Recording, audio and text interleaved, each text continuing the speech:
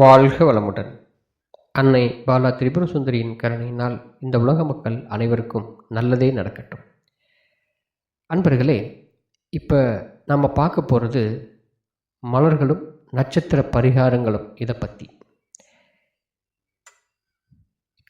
27 நட்சத்திரங்களும் பரிகாரத்துக்கு உட்பட்ட நட்சத்திரங்கள் தான். இதில் குறிப்பிட்ட ஒரு 8 நட்சத்திரங்கள் மட்டும் மிக சக்தி வாய்ந்தது.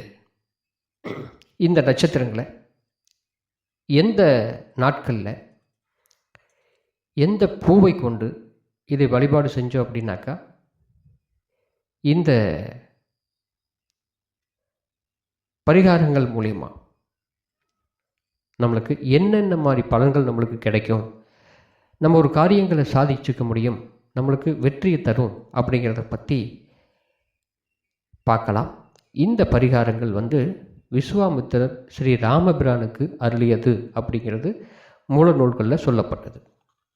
இப்போது நம்மளுக்கு மேலே வேலை இருக்கக்கூடிய உயர் அதிகாரியை பார்க்க போகிறோம். அவர் மூலியமாக நம்மளுக்கு ஒரு காரியங்கள் ஆகணும், இல்லை அல்லது ஒரு இன்டர்வியூ போகிறோம், அவர் நம்மளை செலக்ட் பண்ணணும்.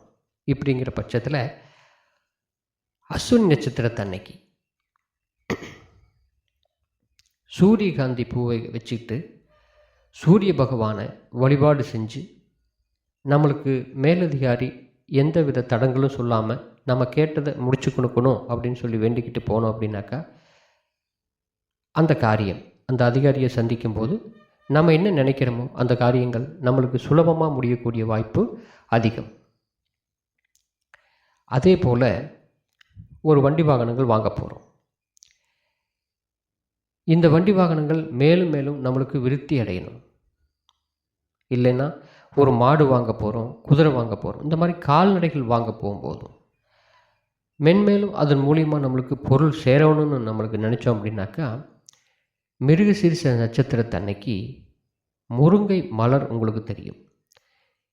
இந்த முருங்கை மலரால் சிவபெருமானுக்கு அர்ச்சனை செஞ்சு வழிபாடு பண்ணி அதிலிருந்து கொஞ்சம் பூ வாங்கி கையில் எடுத்துக்கிட்டு போனோம் அப்படின்னாக்கா, இந்த வண்டி வாகனங்கள் கால்நடைகள் வாங்கிறது இது எல்லாமே நம்மளுக்கு மிகப்பெரிய வெற்றியும் அதன் மூலியமாக மென்மேலும் பொருளை சேர்த்து கொடுக்கும் அப்படிங்கிறது விஸ்வாமித்திரருடைய வாக்கு. அதே போல் ஒரு பெண் பார்க்க போகிறோம். பல முறை பெண் பார்க்க போயும் நம்மளுக்கு செட் ஆகலை, எல்லாமே தடைப்பட்டுக்கிட்டே இருக்குது. ஒரு நகை வாங்க போகிறோம், ஒரு நகை வாங்கினதோடு சரி, மென்மேலும் அது வளர மாட்டேங்குது, மீண்டும் நகை வாங்க முடியல.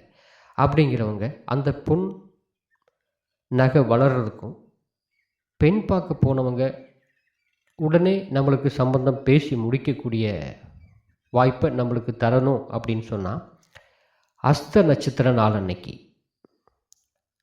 சந்திரனுடைய அஸ்தம் நட்சத்திரம் வரக்கூடிய நாளில் தாழம்பூ எடுத்துகிட்டு போய் அதனுடைய முனை மேல் பகுதி நோக்கி வச்சுக்கிட்டு பார்வதி தேவியை அர்ச்சனை பண்ணணும். பார்வதி தேவிக்கு நம்மளுக்கு ஒரு வழிபாடு செய்யணும்.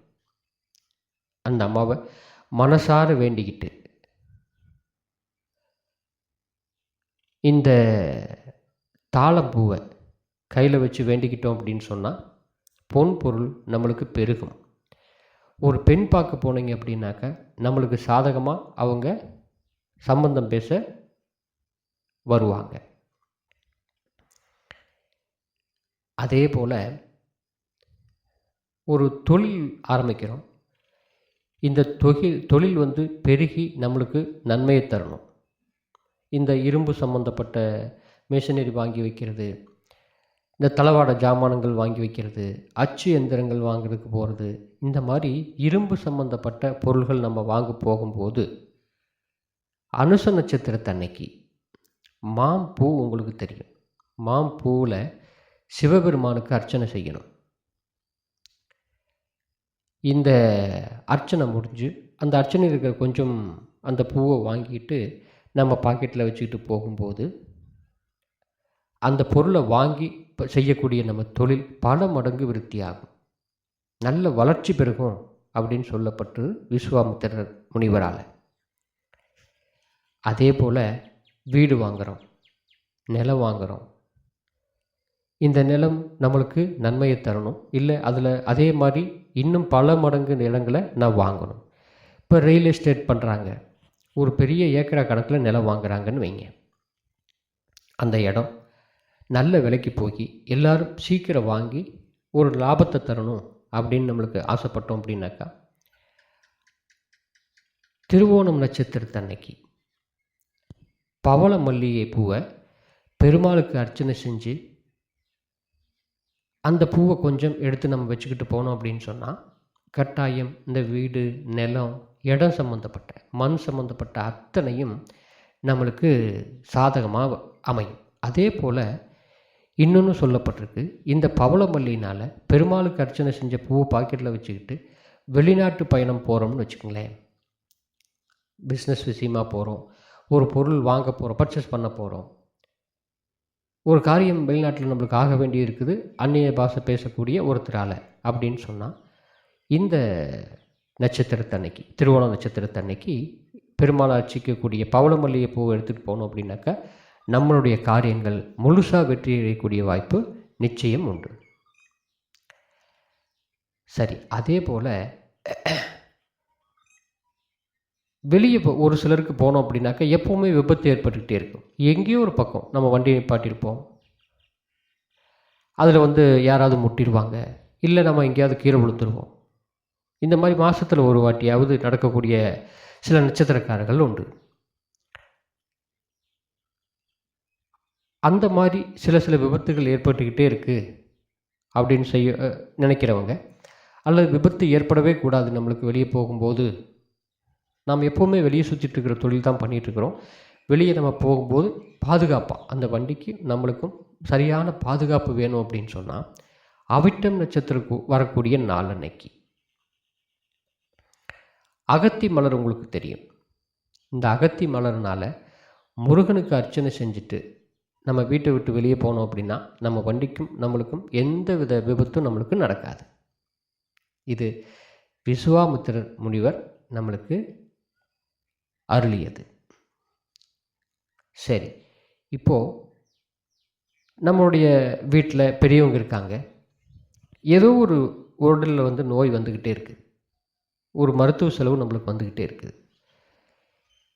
இந்த மாதிரி வீட்டில் மருத்துவ செலவாகவே ஆகிட்டுருக்குது அப்படின்னு கவலைப்படுறவங்களுக்கு பூசம் நட்சத்திரம் வரக்கூடிய நாளில் சாமந்தி பூ எடுத்துகிட்டு போய் பெருமாள் அர்ச்சனை பண்ணி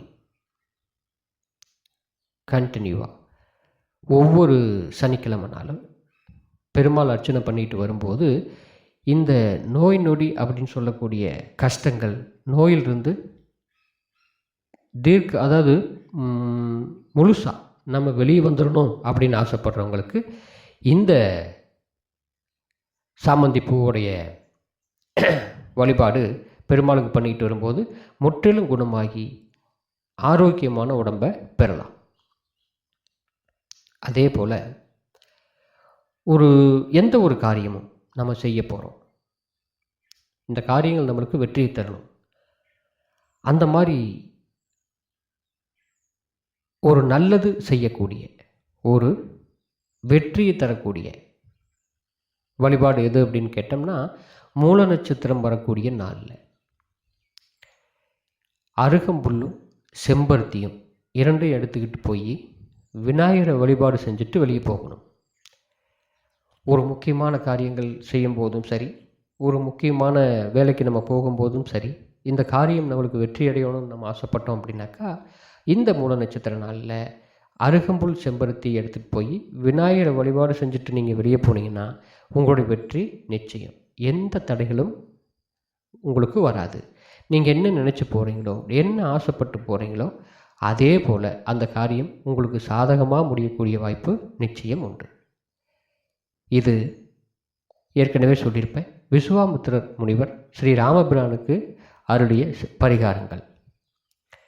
எப்போவுமே சித்தர்கள் முனிவர்கள் அருளிய பரிகாரங்கள் நம்மளுக்கு பலனளிக்காமல் கட்டாயம் போகாது.